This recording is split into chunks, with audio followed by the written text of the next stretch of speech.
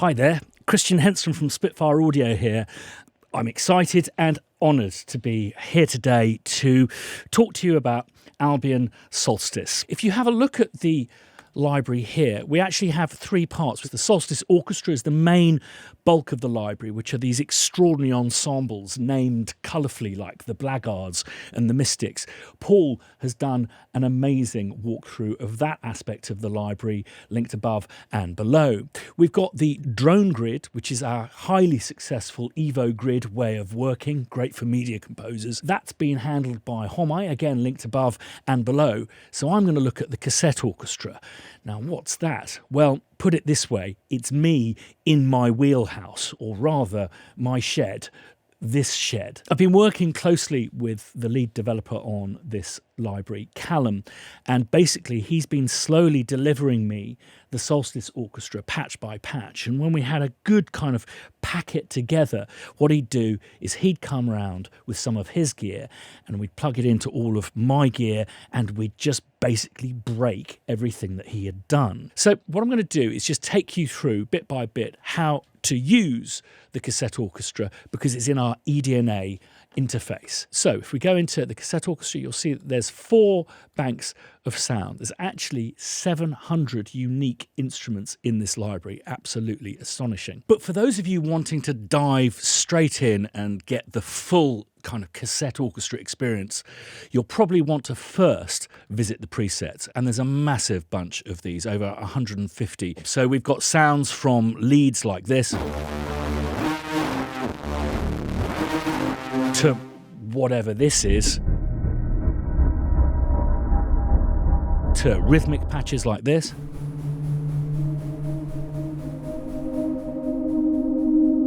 to just, well, disturbing.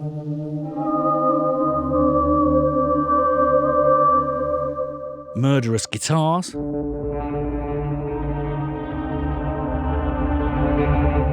To VHS pianos.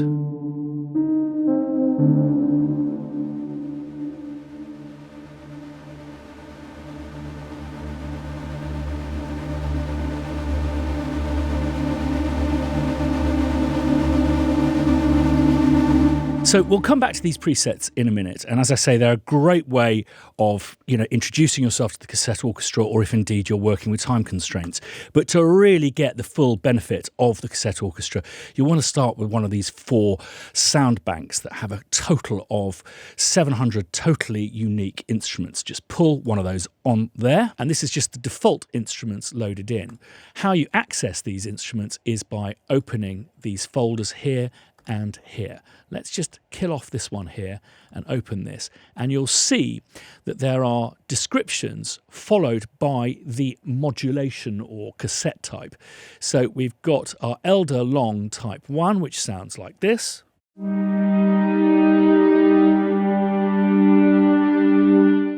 And you'll probably find that they get increasingly more troublesome the further down you get. So Elder Long.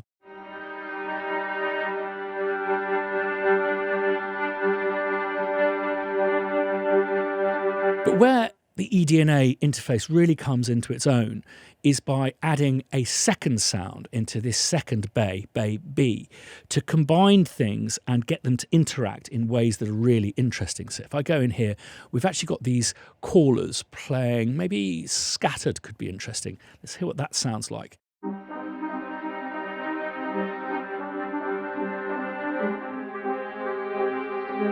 We can just simply mix between them with this cross mixer here.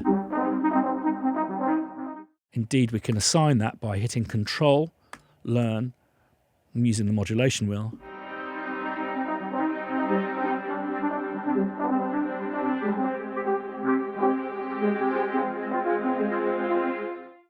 Or indeed, if we get rid of that, we can actually automatically oscillate it.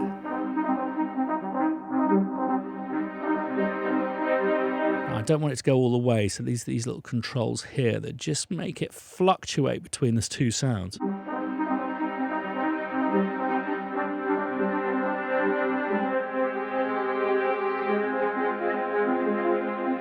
Let's have a look at the traditional set of sounds.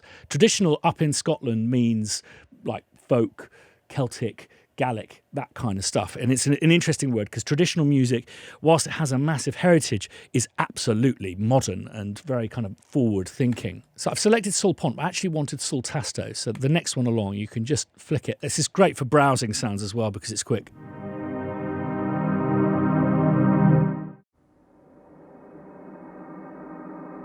Oh, that's a bit tasty. Let me find something that's going to complement that with maybe just a bit of flautando. And again, let's fluctuate this.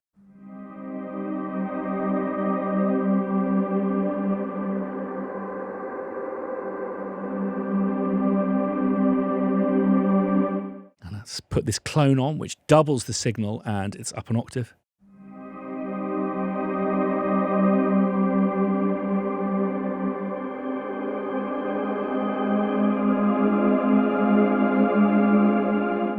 That's going to sound lovely with some reverb and delay, and I'll show you how to do that in a minute.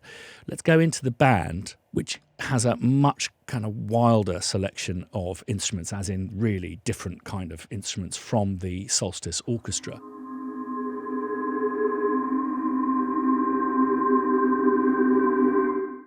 Sounds nice.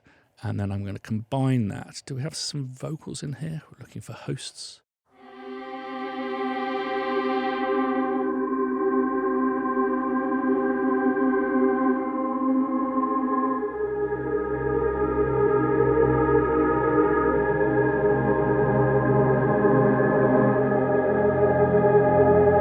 It's got a great kind of lo-fi feel that I really like. Let's just reduce that release a little bit. But I want to make it really cinematic, so I'm just going to play around with some of the effects. Let's put these sends on. This is for the entire mix, and you'll see I'm sending to convolution. So let's go to the auxiliary rack. We've got convolutions here. We've got a specially made IR, but I wonder if there's maybe a really long one I could find. Grand Toasty Hall double. Now what I'm going to do is just put the return of that convolution using command, attach it to the dashboard. I'm also going to put some delays on, and again attach the dashboard. So go back here, you'll see that those are now attached to the dashboard.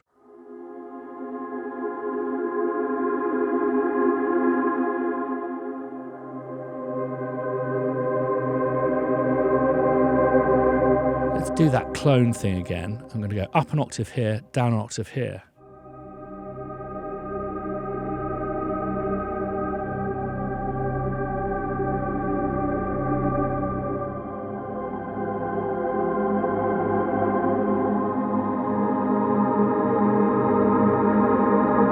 It's a very Mellotron-y feel, which I've always really attached with, it's kind of like a folk synth, if you will.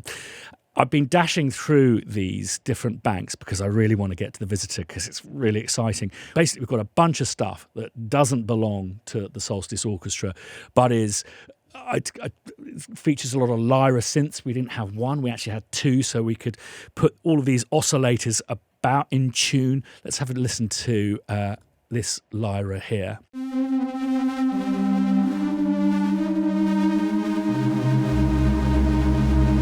Absolutely insane sound.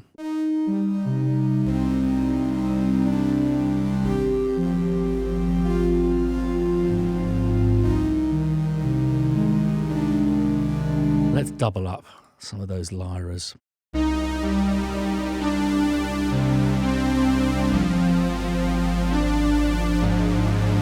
And these are really designed to be used in the kind of mindset of subtractive synthesis, so taking stuff off. So let's filter that down.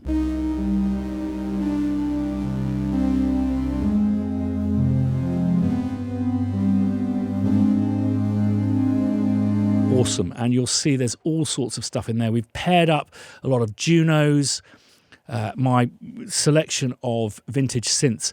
Again, to give you the true Albion experience, which is everything you need to make cinematic music in one box. For me, folk music isn't just about mandolins and glockenspiels and hand clapping and whistles. It's about the whole of unnotated traditions of which these isles are insanely rich, from medieval hurdy-gurdies through Celtic fiddles to, indie guitars, all the way to the death beats of Snakes of Russia, who's a band that I'm really into at the moment, and they probably wouldn't like to be called a folk band, but there's something about it that fits into the continuum. I think it's something to do with the amount of modular synths they use. So what I'm going to do is go into the presets. So let's start with the 9cm tack piano. I think I'm implying that this possibly sounds like something that an artist that rhymes with Pent Fesner would enjoy.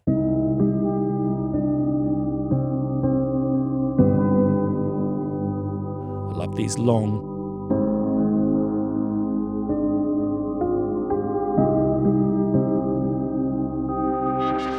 and you'll see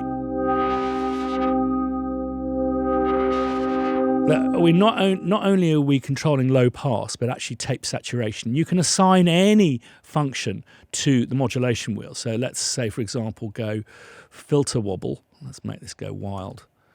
This is not going to be a particularly useful.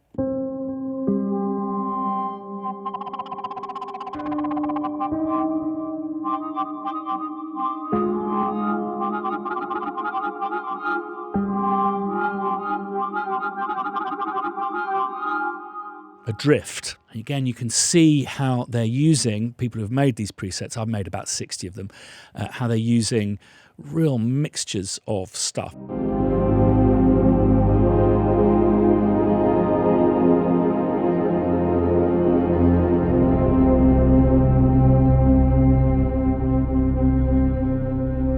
A lot of the magic of this library is in the sustains. Lots of surprising stuff.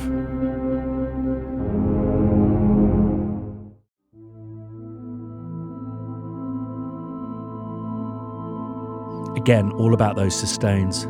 Let's see if the modulation does anything.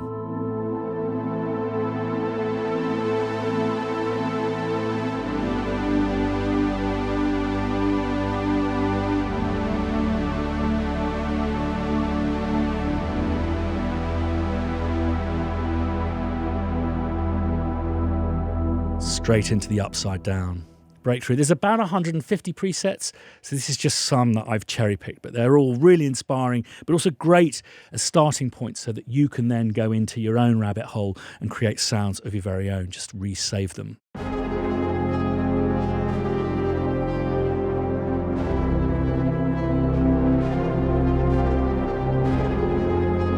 So what we've got here is a gate sequencer. That's on, that's off, and you can see here it's being used in a way to create a sense of interference.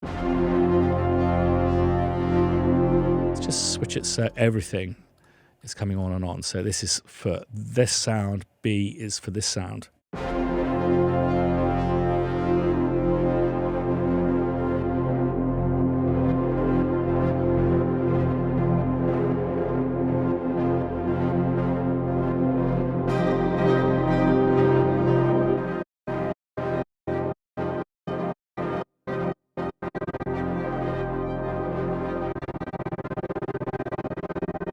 For those of you familiar with EDNA, you'll see that there's a new noise slider.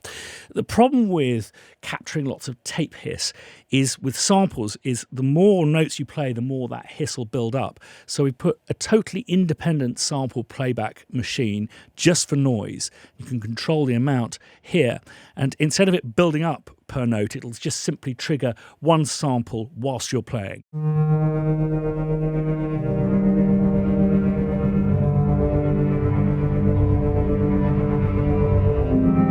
Fragile harmonics.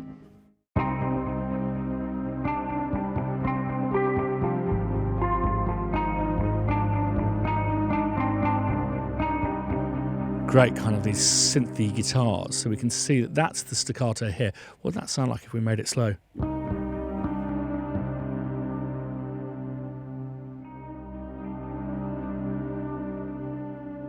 Hawkins Dropout, I love this.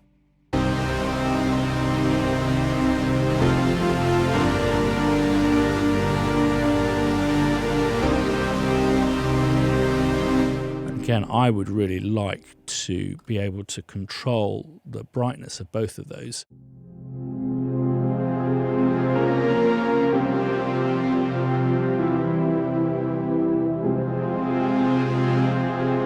Using it just like I would an orchestral library. This is really messy. Got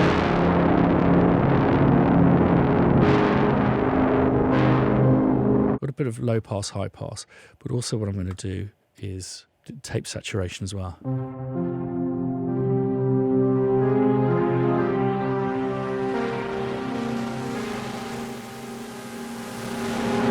Lead Oblivion, and here I see some lyras being put to good use.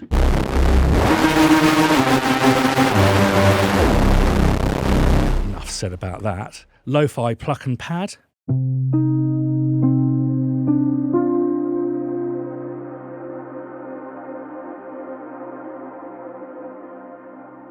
Absolutely beautiful. Low stress tense.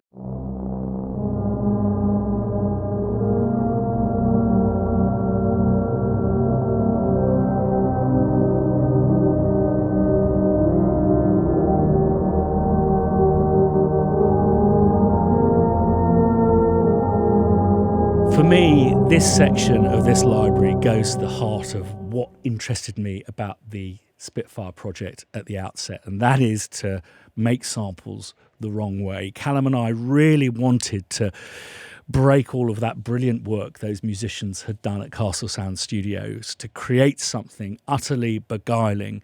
And that just, again, Albion's about it, springing out of the box, instant gratification, not having to fiddle around with your own pedal board.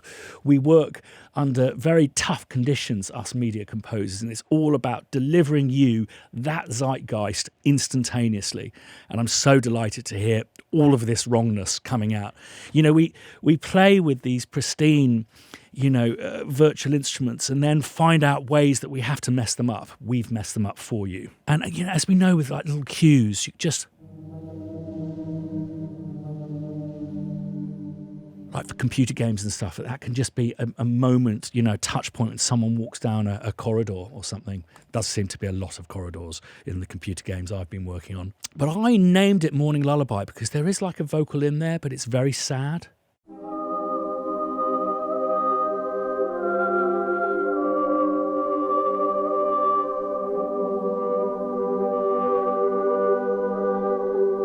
Nerve tension.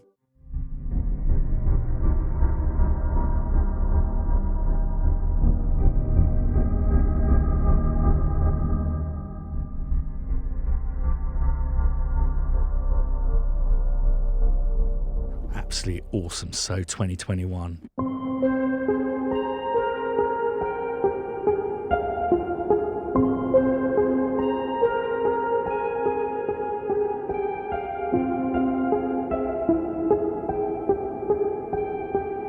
Very interesting things that the oscillator mixer's doing there.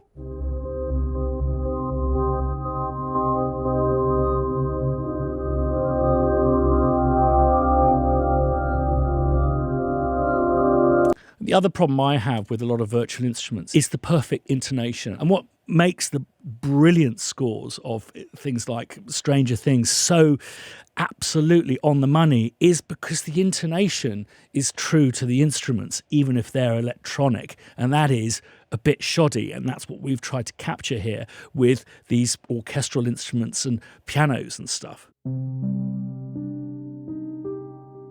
Wait.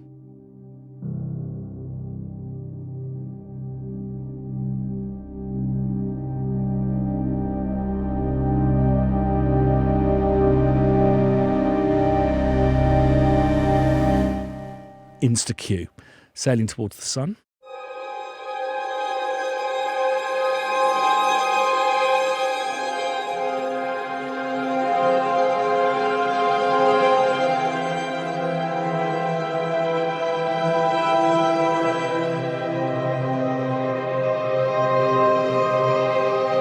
That for me is a true hybrid sound. Is it a synth? Is it strings? Well, it's kind of both.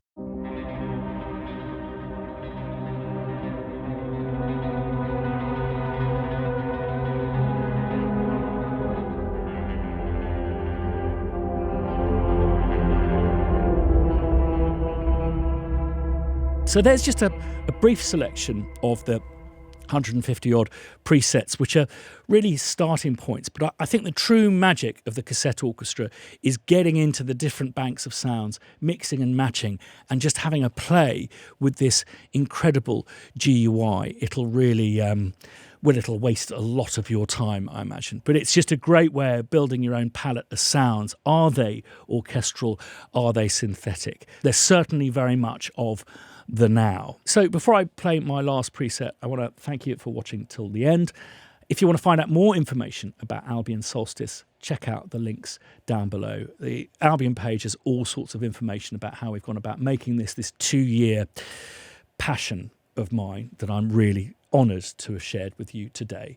So thanks again for watching. Do subscribe if you haven't done already. Ding that bell to be notified the next time we put up a video, and one of those would be much appreciated. See you next time.